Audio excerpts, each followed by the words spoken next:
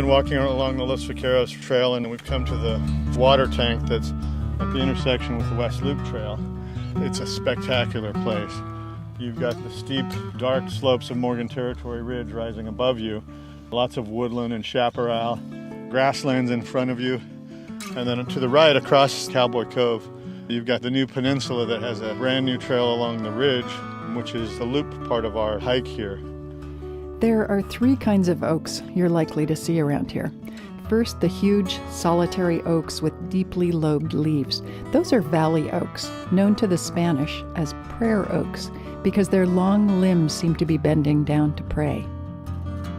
Valley oaks are the big, gnarled ones with the twisting branches. They lose their leaves in the winter and they look big and green during the summer. But no matter what time of year it is, you can always see sky through the branches and leaves and on the other sides of them. If you look higher on the slopes, you see groves of oaks, and those are also deciduous, losing their leaves in the winter and growing them in the summer. Those are groves of blue oaks, and later in the season, their sort of olive-shaped leaves will have a bluish-green cast. If you see an oak that's so dense and dark that you can't see through it, it's a live oak.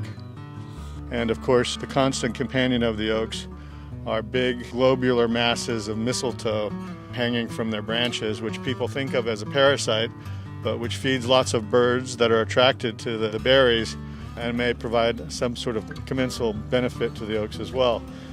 The bottom line is an oak is not just a tree, it's a whole community of other organisms depending on it and living in it.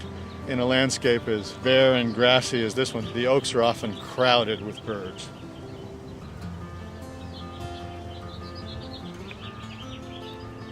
A few years ago, Save Mount Diablo wanted to honor wildlife columnist Gary Bogue by dedicating an oak in his name.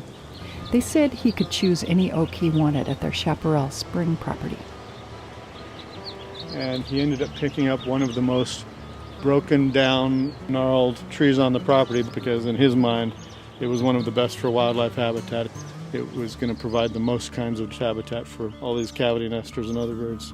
It was one of the largest, but one of the ugliest oaks on the entire property. As you look around, here and elsewhere at Los Vaqueros, you'll see dozens of upright plastic tubes.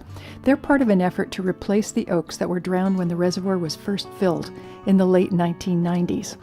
As you walk around the reservoir, you'll see a few young oaks dating back to that time that are doing pretty well. But here and in quite a few other places, the seedlings died. So instead of planting new oaks when the reservoir expanded a few years ago, the Water District purchased and ensured protection of adjacent lands where oaks were already growing. Adams's organization, Save Mount Diablo, has figured out how to regenerate oaks using the same plastic tubing.